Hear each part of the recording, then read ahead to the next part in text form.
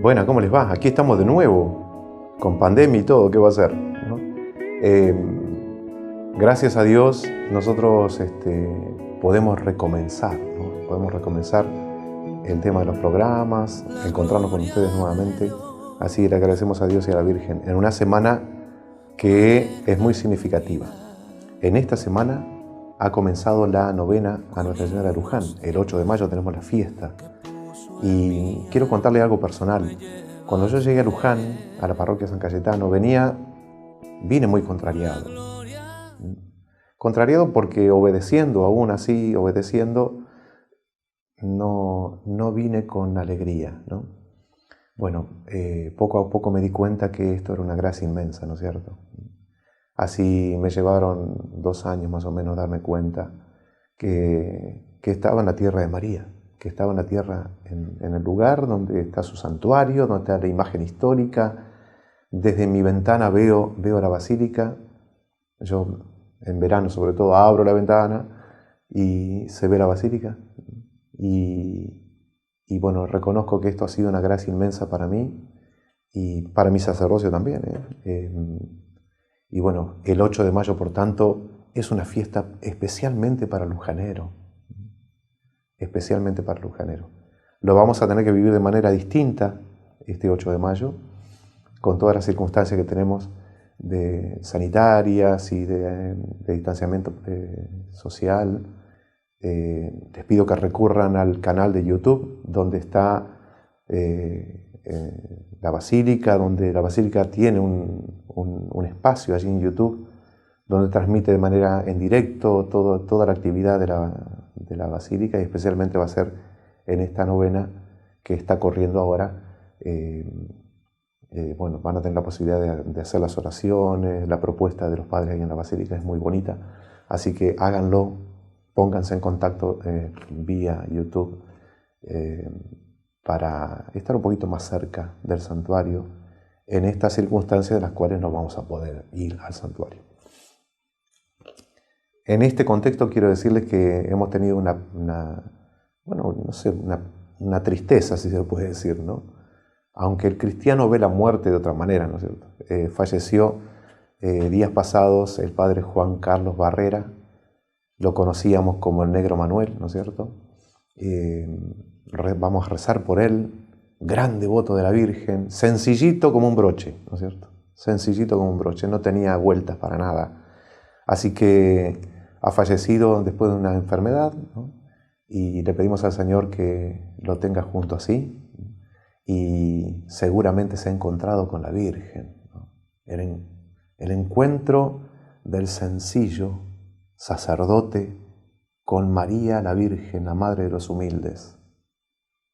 Díganme si esto no es bueno pensarlo, imaginarlo, ¿no? Lo que habrá sucedido en ese encuentro, ¿no? Y tenemos que rezar por él, porque bueno, uno dice, bueno, ¿está en el cielo? Bueno, sí, casi seguro que está en el cielo, pero bueno, por el casi rezamos para que esté en el cielo, para que esté junto a María, junto a Jesús, y también que Dios premie todos los dolores, sacrificios y la vida de este hombre, Juan Carlos, sacerdote en el santuario, sacerdote en las peregrinaciones con la Virgen, sacerdote en los rincones más lejanos de la Argentina. Por tanto, quiero yo mencionarlo, porque fue ese el mensaje que yo recibí de parte de él, sin palabras, su sencillez, ¿no? Y su amor a la Virgen. Por eso, en este sentido, por ahí, muchos de ustedes dirán, ¿qué sentido tiene la misa? ¿No? Yo les pido a ustedes que recen por el Padre Juan Carlos, rezar la misa, pedir por él en la misa, como lo tenemos que hacer por todos nuestros difuntos. Tenemos que rezar por nuestros difuntos. ¿Pero qué tenemos que rezar? Pedir la Santa Misa. Les voy a dar un ejemplo para los niños. Vamos a suponer que yo tiro una piedra con una gomera. La gomera tira la piedra más o menos 60 metros, 70, pónganle más o menos. Pero si esa piedra yo la pongo en un cañón y atrás del cañón le pongo una carga explosiva, ¿hacia dónde llegará la piedra? Y llega hasta el cielo. Bueno, así más o menos es la oración. Yo pongo la intención en mi corazón y lo impulso hacia Dios. Y tendrá una fuerza, más o menos, sí, de acuerdo a mi fe, de acuerdo a las disposiciones. Pero si esa misma intención la pongo en el altar de Dios, donde Cristo mismo toma esa intención, con la fuerza de su misterio pascual, mi intención llega hasta el corazón de Dios. La misa es el gran poder de Dios, porque es Dios mismo, hecho hombre, el que muere y resucita en el altar, y por eso la importancia de pedir la misa por fulano de tal, porque tiene un poder infinito. Es decir, cuando mi voluntad, yo pidiendo la misa, Padre, anóteme, ahora en estos tiempos lo estamos haciendo por internet, el Padre Palermo tiene un grupo donde le van diciendo rece por esta persona, por el eterno descanso de esta persona, por la salud de esta persona. Bueno, de mil y una manera. Lo anotamos de otra manera, telefónicamente, pero tenemos que preocuparnos por rezar por nuestros difuntos. Pero la Santa Misa, ¿y qué valor tiene ir al cementerio? ¿Tiene gran valor? Sí, tiene gran valor. Me consuela el corazón, me calma, yo puedo hasta imaginativamente hablar con la persona que no está allí está su cadáver, ¿no es cierto? ¿Para qué sirve la misa entonces? Para dos cosas. La Santa Misa, en este sentido, digo, como sufragio por las almas del purgatorio, como sufragio por nuestros difuntos, rezar por una intención determinada, tiene dos efectos. Primero, que es la forma más excelsa de pedir el cielo y la vida eterna y la felicidad eterna, lo que nosotros llamamos el descanso eterno, ¿no? Descanso en cuanto que no tiene que andar bregando más aquí en la tierra por llegar al cielo. Le pedimos al Señor que nuestros difuntos estén junto a Dios, ¿no? Bueno, primero eso, ¿no? Es lo que va a provocar la felicidad eterna en nuestros difuntos. Si están en el purgatorio, salen del purgatorio al cielo, cuando Dios lo disponga, evidentemente. Segundo, la misa por nuestros difuntos nos calma a nosotros el corazón, es decir, nos consuela el alma. Jesucristo toma de alguna manera mi intención, la eleva a los cielos, se la presenta al Padre Celestial, pero como consecuencia de eso nosotros estamos más aliviados. Sentimos en nuestro corazón que cumplimos con un acto de justicia, rezar por aquellos que lo necesitan, especialmente aquellos que han fallecido. Así que no dejen de pedir misas, aunque lo tengan que hacer de otra manera. Llamen a su sacerdote, mándenlo por mensajito, busquen la forma de seguir rezando por nuestros difuntos. Lo decía esto porque mencionaba el fallecimiento del padre Juan Carlos Barrera y rezamos por él y por todos nuestros difuntos. Bueno, ustedes saben que en la Iglesia Católica nosotros veneramos los santos. Es verdad que nuestros hermanos evangélicos se escandalizan por eso, ¿no es cierto? Porque dicen solamente se le debe dar culto a Dios, nuestro Señor. Entonces guerrean mucho con nosotros y lo hacen por medio de internet. Y hay libros escritos y nosotros los católicos le contestamos a ellos y hacemos una gran historia. Sin embargo, tenemos que aceptar la gracia de la intermediación. A ver, escuchen, católicos y evangélicos, ¿qué es poner un intermediario? Dios se comunica con nosotros y nosotros nos comunicamos con Dios siempre por medio de otros, ¿no? Esto se ve en la Biblia. Cuando Dios, nuestro Señor, quiso dar los mandamientos, no vino al campamento israelita a tirarle las piedras por la cabeza. No llamó a todos, llamó a Moisés, el elegido del Señor, el capitán del pueblo. Él subió al monte y allí recibió las tablas de la ley y él bajó, siendo intermediario entre Dios y el pueblo. Moisés subía y bajaba con los grandes regalos de Dios. Si ustedes navegan un poco en la Sagrada Escritura, van a encontrar también los profetas. ¿Qué son los profetas? Los profetas son hombres tomados del pueblo donde Dios le da un mensaje y ese profeta pasa el mensaje al pueblo. ¿Estamos bien? ¿Podría Dios hablar directamente? Por supuesto. De hecho, lo ha hecho. Puede hablar directamente al pueblo. Y lo hace. Sin embargo, hay oportunidades en las cuales Él toma un intermediario. Ahí entra la lógica de que el rey de Israel es el que gobierna en nombre de Dios.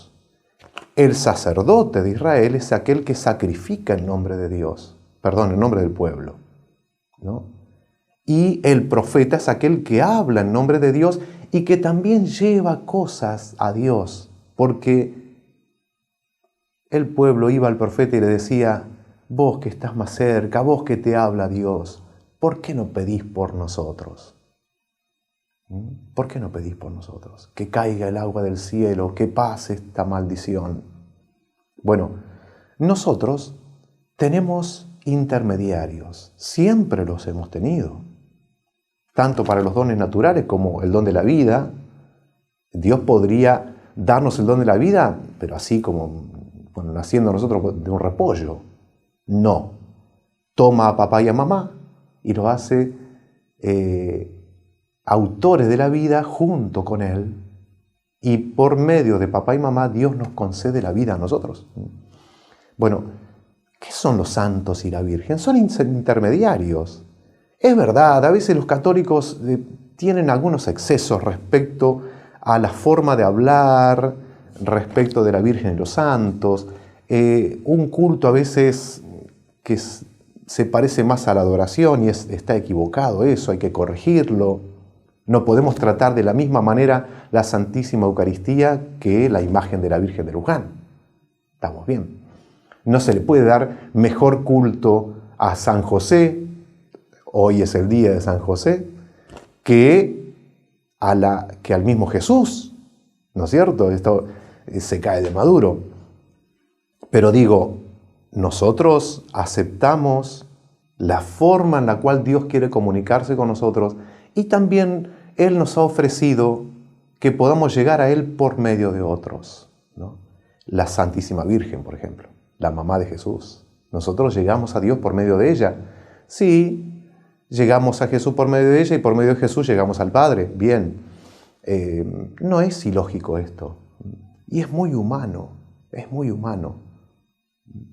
Es el día de San José, digo. ¿Quién es San José para nosotros? Se le llama el patriarca. Es decir, si vamos a poner una escala de importancia entre los santos, bueno, San José es el primero. Así lo han entendido Santa Teresa, San Camilo, los grandes santos, tomar a San José, ¿no?, y hacerlo como abogado de la propia obra. Así nosotros confiamos en San José, y hoy, 1 de mayo, es San José obrero. Podemos imaginar este San José en su taller, carpintero, Jesús dando vuelta por ahí, jugando con alguna viruta, la Virgen María en una pieza contigua que puede ser la cocina o quién sabe qué, cocinando, mirando. La conversación de esta familia, de esta sagrada familia, San José aquel que con su trabajo sostiene a su familia, la Virgen María y su hijo adoptivo su hijo adoptivo Jesús. Entonces, miramos a San José en este contexto de trabajo, de familia, y por eso San José es patrono de los trabajadores. Es patrono de los trabajadores. La Iglesia ha querido, Pío XII, ¿no?, ha querido en el pasado ponerlo como patrono de todos aquellos que con su trabajo, con su esfuerzo, sostienen a su familia, llevan el pan a la mesa. Bueno, San José, por favor te pedimos que sostengas a cantidad de hombres en el mundo y mujeres en el mundo que están trabajando por la causa, creo que yo, la causa más noble, sostener la propia familia, ¿no? Así que San José también es patrono de las familias, evidentemente. Bueno, San José ruega por nosotros. Les vamos a decir todos juntos en el día de hoy, ¿no es cierto? El tema de coronavirus. Ustedes dirán, bueno, Padre, díganos algo. ¿Y qué cree que te diga? ¿Qué cree que te diga? No sé mucho qué decir, además de lo que se dice. Lo que sí veo que empiezan a haber voces disonantes respecto a un mensaje único, a una noticia única.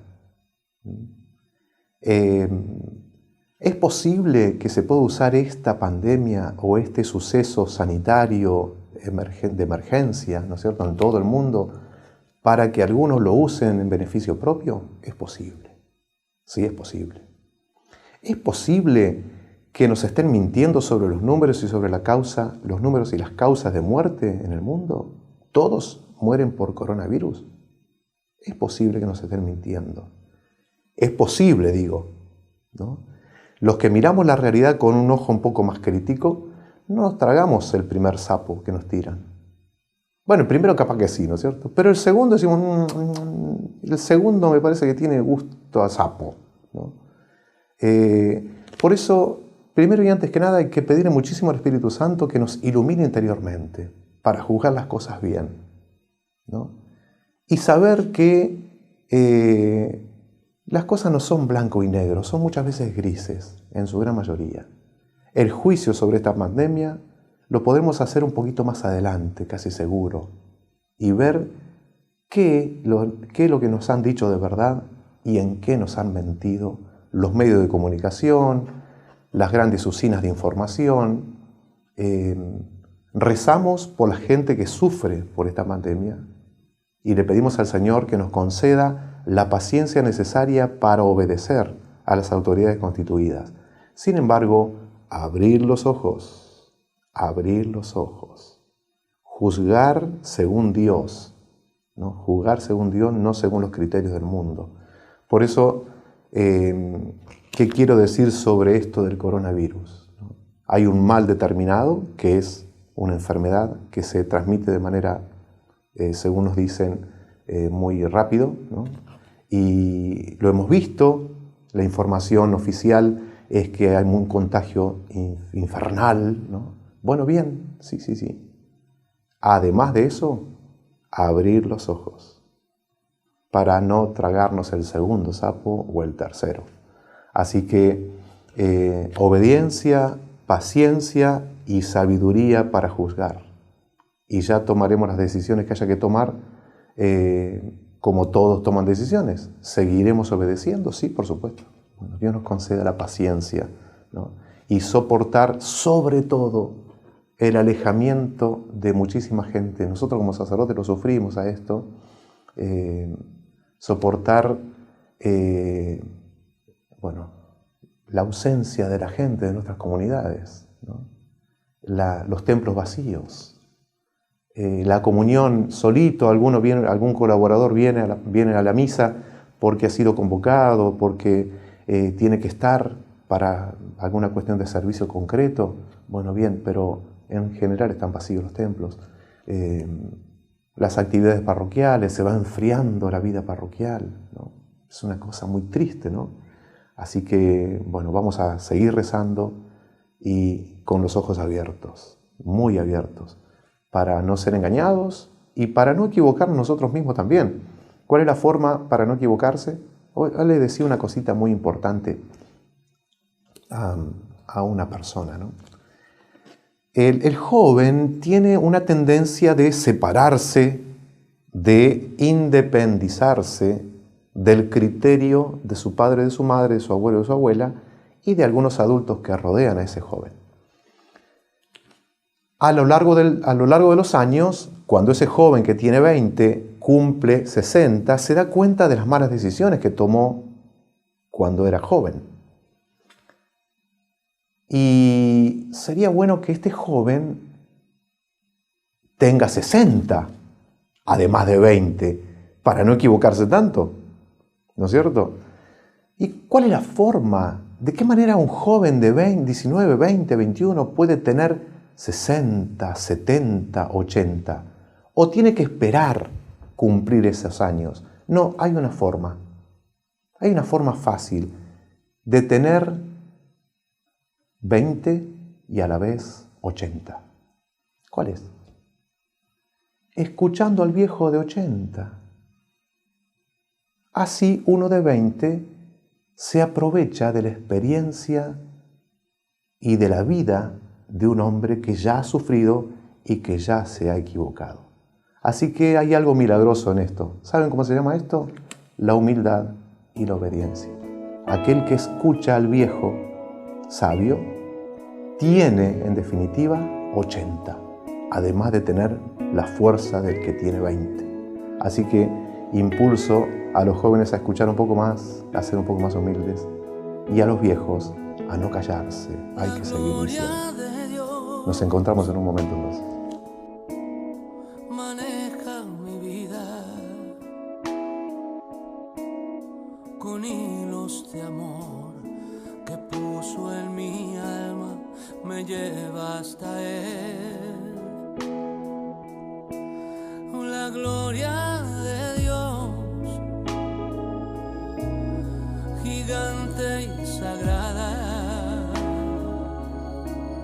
me carga en sus brazos.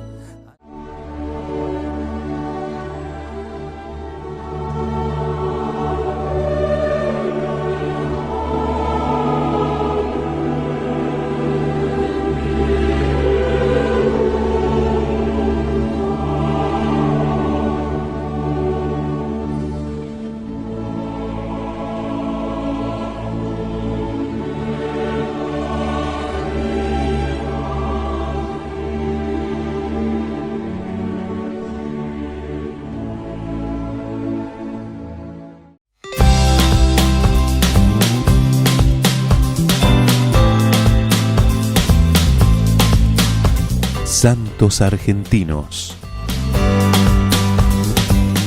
La Argentina cuenta con 3 santos, 13 beatos, 7 venerables, 38 siervos y siervas de Dios y 11 causas en preparación.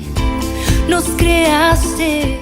Una de ellas nació en España, pasó la mayor parte de su vida de apostolado en Bolivia y transcurrió sus últimos días en nuestro país. Santa Nazaria Ignacia March Mesa, también conocida como Nazaria de Santa Teresa. En 1925 crea la Congregación de Misioneras de la Cruzada Pontificia. Fue una gran promotora de la mujer. Fundó en Bolivia el primer sindicato de obreras de América Latina. En Buenos Aires se unió a la fundación y los primeros años de la parroquia Cristo Rey de Villa Pueyrredón. Erigió talleres, escuelas y comedores para niñas pobres y en 1938 fundó la Asociación de Señoritas con el nombre de Margaritas Pontificias del Pilar. Su preocupación por los últimos y no atendidos la llevó a crear el Hogar de Pobres, donde atendían a desamparados que tocaban ya al fin de sus vidas. Trabajó incansablemente por los jóvenes, la unión de las familias y la unidad de los cristianos. Mi camino alumbró. Oh, Santísima Trinidad, que infundiste el amor a la Santa Iglesia en el corazón de Santa Nazaria Ignacia y le inspiraste la fundación de un instituto misionero, concédenos, por su intercesión, la gracia que pedimos. Asimismo, concédenos que amando y siguiendo a Cristo, cooperemos con la Iglesia en su obra de predicar el Evangelio a toda criatura. Todo esto te lo pedimos por Cristo nuestro Señor. Amén.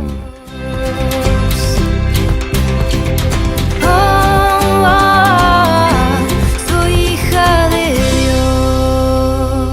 Dios. Santa Nazaria, ruega por nosotros.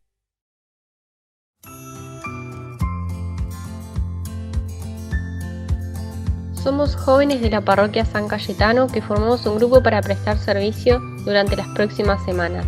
Asistimos a las personas mayores de 65 años y a aquellas con factores de riesgo que se encuentran en sus casas, cumpliendo con la medida de no exponerse al contacto.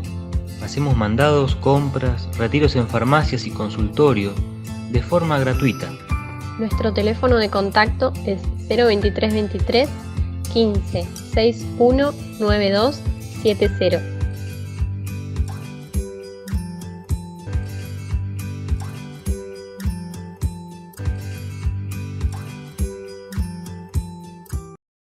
Si a raíz de la pandemia sentís miedo, ansiedad, angustia, tristeza, preocupación, si sos trabajador de la salud o un paciente, o te pesa el aislamiento, o tenés un familiar contagiado o fallecido, o simplemente necesitas hablar, te ofrecemos un espacio donde podrás compartir con alguien lo que te está pasando.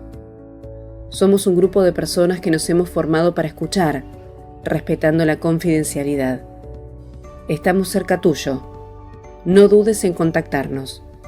Mandanos un mensaje SMS o un WhatsApp a alguno de estos teléfonos y nosotros te llamamos.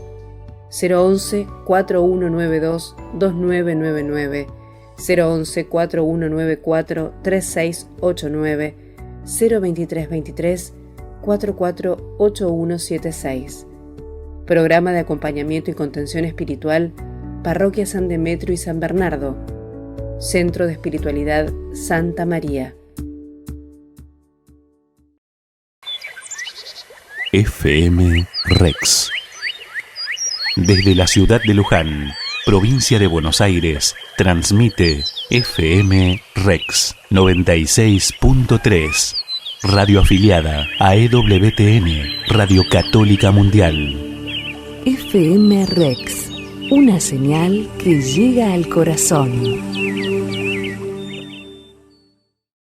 Regálale a tu amor de pareja una experiencia inolvidable. Porque siempre necesitamos renovar el entusiasmo, el respeto, la alegría, las ilusiones y los sueños que toda relación de pareja precisa para ser feliz. Por eso, viví un fin de semana de encuentro matrimonial. Inscribite en www.ematrimonial.org.ar ematrimonial.org.ar y consulta cuándo es el próximo encuentro en tu ciudad.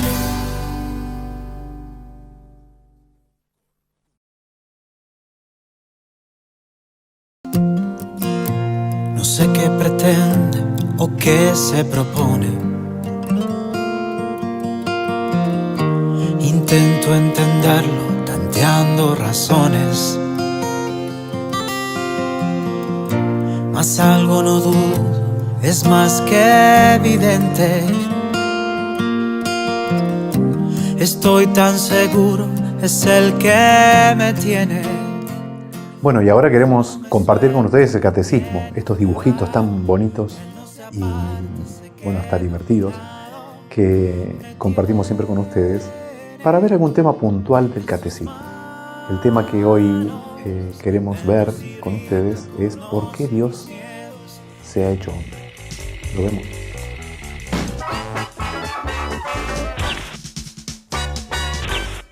¿Por qué Dios se hizo hombre? Bueno, ya sabemos que la humanidad sufre las consecuencias del pecado original. Cuando nacemos en este mundo no tendemos automáticamente a hacer el bien. En su lugar, somos egoístas. Preferimos girar alrededor de nosotros mismos. Carecemos de una verdadera amistad con Dios. Nos hace falta la gracia divina. Nos falta la vida sobrenatural que se desprende de la gracia. Así que estamos careciendo de algunas cosas, pero lo que tenemos en abundancia son errores y pecados, una montaña de ellos. Esto crea una barrera entre nosotros y Dios. Pero, ¿cómo podemos deshacernos de esa montaña? Bueno, nosotros no podemos hacerlo por nosotros mismos. Como primer paso podemos pedir perdón por nuestros pecados. El pecado, como ya lo hemos dicho, es al final una falta de amor hacia Dios. Ofende a Dios y por eso es que se necesita de su perdón. Así que Dios tiene que actuar, y eso es lo que Él hace. Claro, una simple palabra de Dios puede limpiar todos nuestros pecados. Pero Él ha elegido otra manera hermosa e increíble de traer de regreso al hombre hacia Él. Él se convierte en hombre, y se convierte en hombre para alcanzar tres cosas. Primero, después de lo que hemos dicho, a lo mejor tú podrías adivinarlo. Él se convierte en hombre para salvarnos. ¿Cómo funciona exactamente la redención? Lo trataremos de comprender después. Pero en cualquier caso, Jesús hace algo que elimina esa montaña de pecados. En Jesús, Dios actúa para que los pecados no nos separen más de Él. Segundo, cuando Dios se convierte en hombre, ya no habla a través de los profetas, sino que Él mismo se comunica con nosotros. Jesús nos trae la revelación plena de Dios más profunda que nunca antes de que podamos darnos cuenta de quién es Dios. Y mientras más conocemos a Dios, mejor podemos amarlo. Tercero, en sus palabras y sus obras Jesús nos da un ejemplo de cómo vivir una vida justa. Él nos muestra el camino que nos llevará al cielo. Estas tres cosas son las que Dios logró al convertirse en hombre. En efecto, hay un momento muy particular en la vida de Cristo donde estas tres cosas encajan perfectamente: en la cruz. En la cruz, nuestra redención es alcanzada. En la cruz, reconocemos que en verdad Dios es amor. Y en la cruz se nos da el ejemplo perfecto de amor sobre el cual todos nosotros podemos poner en orden cada pensamiento, palabra y obra. Y por esto, Dios se convirtió en hombre. Han notado ustedes que es un contenido que a veces cuesta un poco seguirlo también, ¿no es cierto? Sin embargo, queremos agregar algo. ¿Por qué Jesús se ha hecho hombre? ¿No? Evidentemente porque el obstáculo, como bien lo dice el dibujo, el contenido que vimos, el obstáculo era imposible ser movido por el propio hombre, ¿no? Pero hay algo que yo quiero decir y que me parece que puede clarificar un poco. Les doy un ejemplo. A, un sujeto, una persona, es ofendida por B. Entonces B contrae una deuda con A. Bueno, sí, no tiene nada particular eso. Bueno, pero si este A, ¿no?, es igual a este B puede pagar sencillamente una deuda, ¿no?, temporal. Pero si este A es Dios, se contrae una deuda eterna y el único que puede pagarla es alguien que pueda realizar un mérito eterno, o es decir, pagar de manera infinita la deuda eterna. Por lo tanto, Dios se ha hecho hombre porque esta es la razón por la cual el hombre era incapaz de volver a Dios o de pedir perdón a Dios. Podía pedir perdón, pero la deuda en justicia no estaba pagada, porque solo Dios puede hacer una obra que sea infinita. Dios, por tanto, se hace hombre, y como Dios hecho hombre, como hombre, Dios paga la deuda eterna. Hay otro paso. Ustedes me podrán decir, bueno, pagó la deuda eterna, sí, pero no era un hombre puro. Sin embargo, en el ámbito de la justicia, cualquiera que sea inocente puede pagar la deuda de un culpable. Se los paso en el caso de las deudas económicas, ¿no es cierto? Juan le debe 100 pesos a Pedro. Juan no puede pagar estos 100 pesos. Pedro debe tener esos 100 pesos porque son de él. Viene Andrés y dice, Juan, no te hagas problema, yo me hago cargo y yo voy a pagar por vos. En sintonía y amistad, este amigo se hace cargo de la deuda de su amigo y paga. Y ahí quedó saldada la deuda, ¿no? Bueno, esto ha sido así más o menos. Dios se hace hombre y carga sobre sí los pecados que nos apartaban de Dios, impedían nuestra amistad, como bien lo decía el catecismo en dibujitos, y es Dios mismo que al hacerse cargo de nuestros pecados, se hace él mismo pecado y paga de manera justa lo que nos separaba o lo que nos enemistaba con Dios, que son todos nuestros pecados, evidentemente. Esa montaña, vieron esos corazones todos rotos, muy simbólico, ¿no? Son nuestros pecados los que nos apartan de Dios y es Cristo Jesús el que ha roto esa pared impenetrable y es el que nos ha dado un acceso a Dios, nos ha abierto las puertas de los cielos. Así que bueno, Dios se ha hecho hombre, su nombre es Jesucristo, y Él ha pagado por nosotros. Él ha querido como cargar todo lo nuestro que nos alejaba de Dios para que nosotros podamos acceder al cielo y a todas las gracias que de allí tiene. Bueno, seguimos. Con hilos de amor que puso en mi alma, me lleva hasta Él.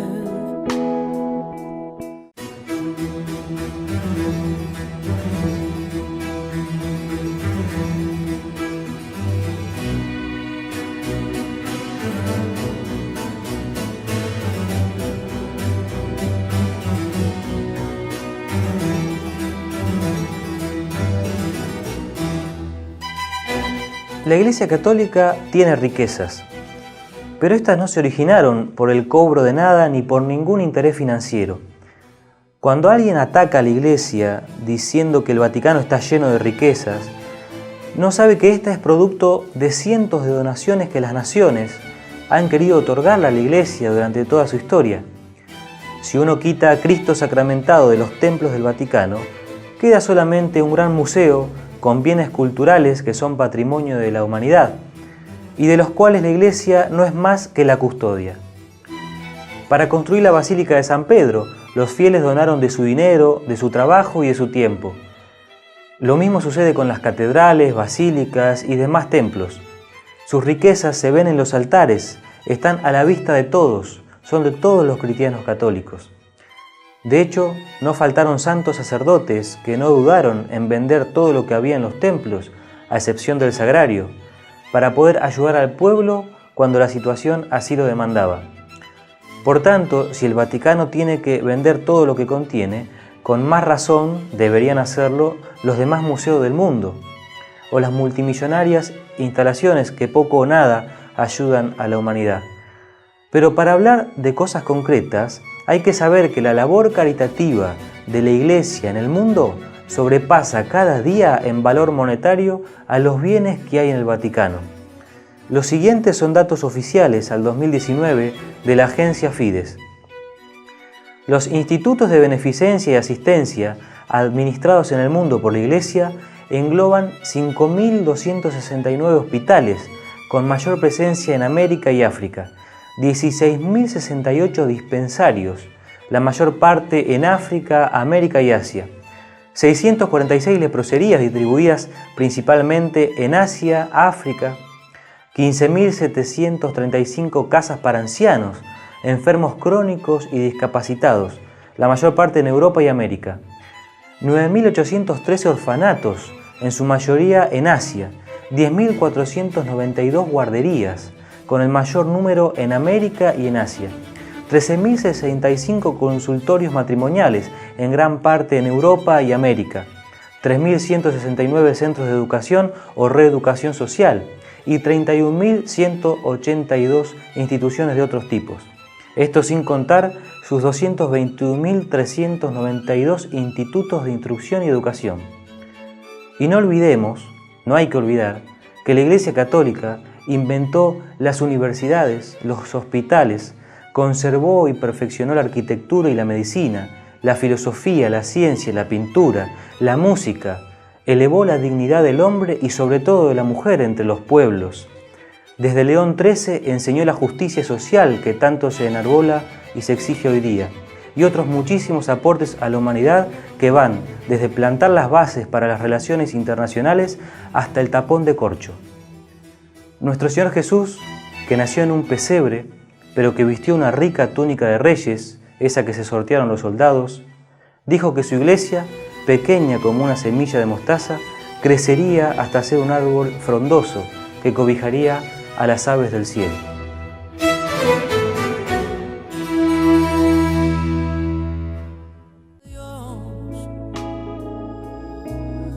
Gigante y sagrada, me carga en sus brazos.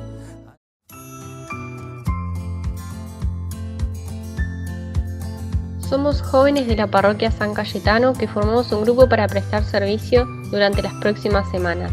Asistimos a las personas mayores de 65 años y a aquellas con factores de riesgo que se encuentran en sus casas, cumpliendo con la medida de no exponerse al contacto. Hacemos mandados, compras, retiros en farmacias y consultorios de forma gratuita. Nuestro teléfono de contacto es 02323 15 61 92 70.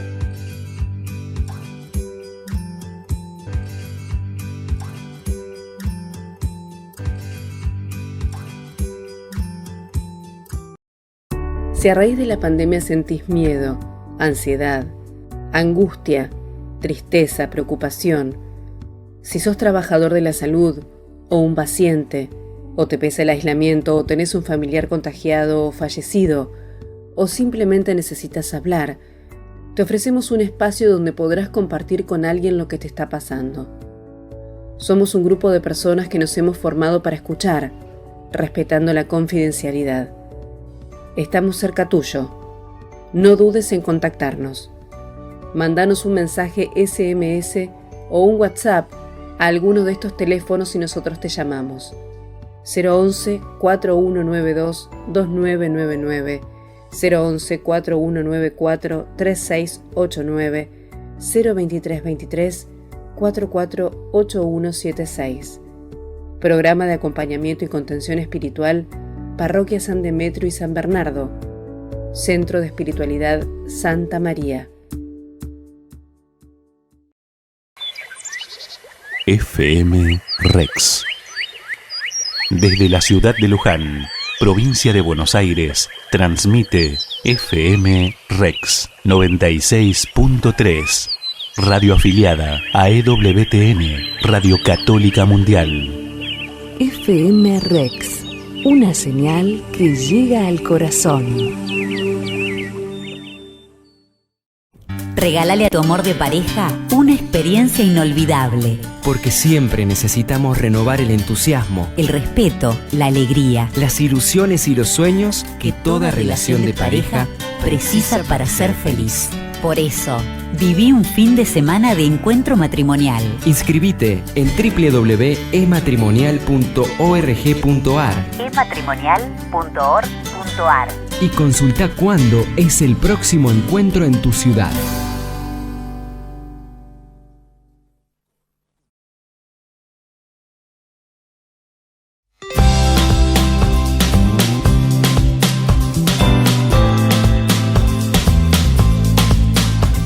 Santos argentinos. La Argentina cuenta con 3 santos, 13 beatos, 7 venerables, 38 siervos y siervas de Dios y 11 causas en preparación.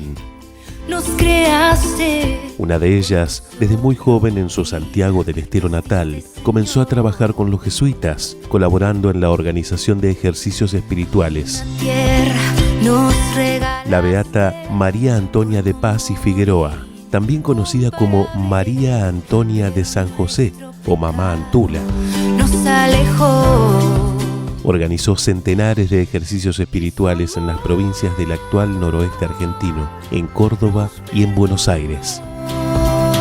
Los viajes los hacía caminando, descalza y pidiendo limosnas, y siempre conseguía lo suficiente para costear los retiros. En 1795 fundó la Santa Casa de Ejercicios Espirituales en la ciudad de Buenos Aires y la congregación Sociedad Hijas del Divino Salvador. Resucitó. Fue además quien instaló la devoción a San Cayetano en nuestro país. Dios y Padre nuestro, a tu sierva María Antonia de San José le diste el don de una fe viva para convertir los corazones y el de una esperanza firme para no desanimarse en las dificultades. Llenaste su corazón de una caridad materna con los que sufren, en particular con los indios y los negros, los gauchos y los pobres. A nosotros, que veneramos su memoria, conservada por sus hijas espirituales, concédenos la gracia de poder imitarla y que un día la veamos honrada por la Iglesia como santa, junto a San Ignacio de Loyola, su padre y maestro, Por Jesucristo nuestro Señor, que vive y reina por los siglos de los siglos. Amén.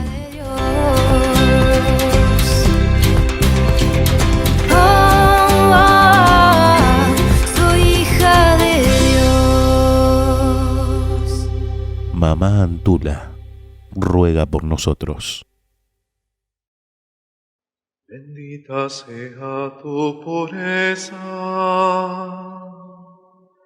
y eternamente lo sea, pues todo un Dios se recrea en tan graciosa belleza. A ti, celestial princesa, Virgen Sagrada María, yo te ofrezco en este día alma, vida y corazón. Mírame con compasión. No me dejes, Madre mía.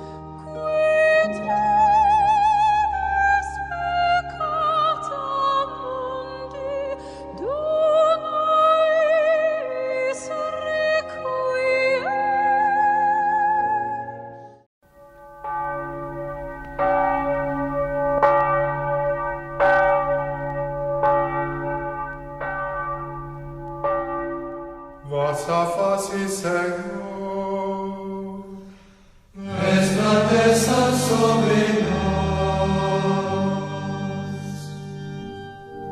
Que Deus nos dê a sua graça e sua bênção, e sua face resplandeça sobre nós, e na terra se conheça o seu caminho e a sua salvação. Bueno, ahora estamos con la Biblia, con la palabra de Dios, el gran regalo que la misericordia nos ha hecho.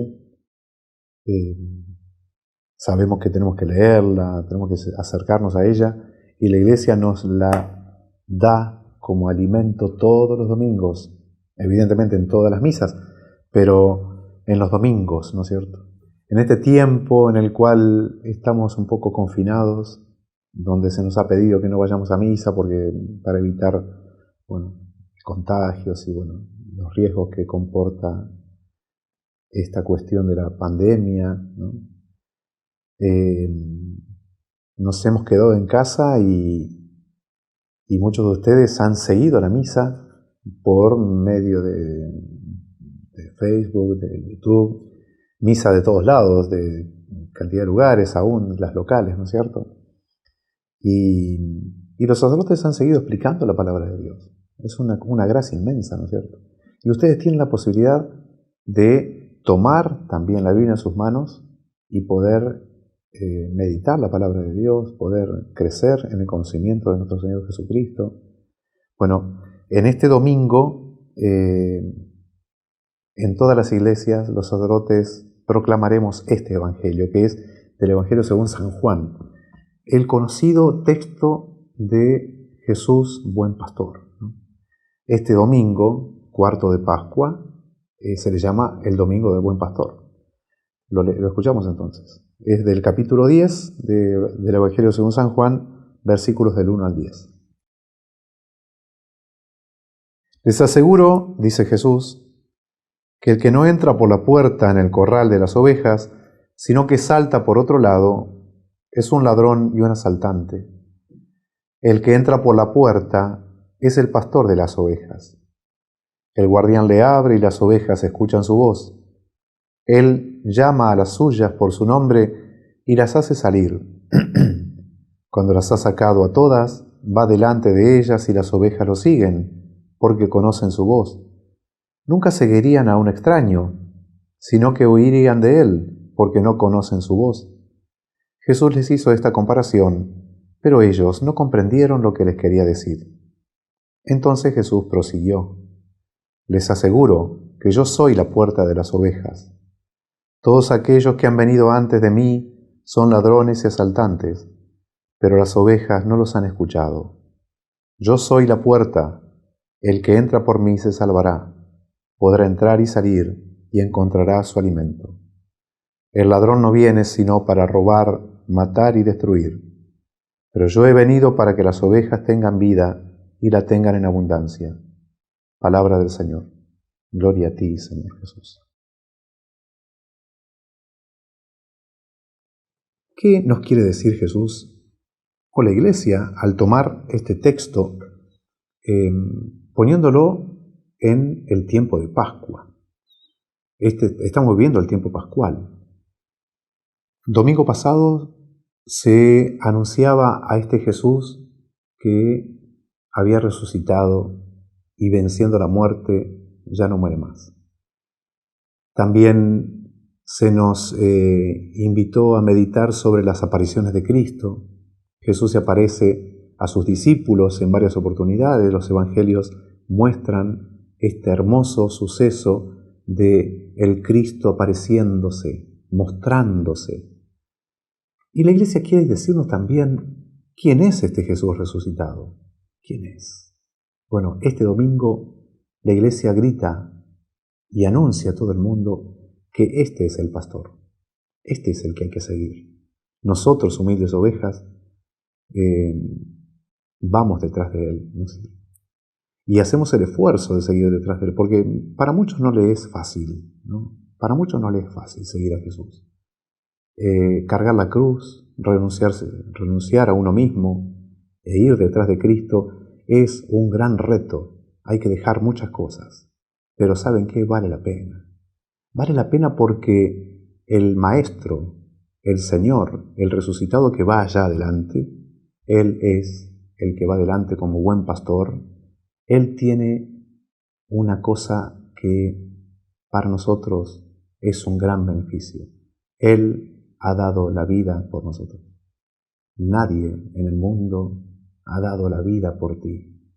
Solo Cristo, nadie más. Nadie ha dado la vida por mí. Uno podrá decir, bueno, me han amado, mi mamá, mi papá, se han desgastado por mí. Sí, pero ¿quién ha dado la vida por ti? Solo Jesucristo. Es más, ha recobrado nuevamente la vida por ti y ha resucitado por ti. Por eso, decir que Él es nuestro buen pastor es decir que Él es todo para nosotros. Así que este Jesús resucitado es aquel a quien tenemos que seguir, es el Señor que ha dado la vida y la sigue dando por nosotros, y a Él, es a Él, o es Él quien merece que le entreguemos nuestra propia vida también.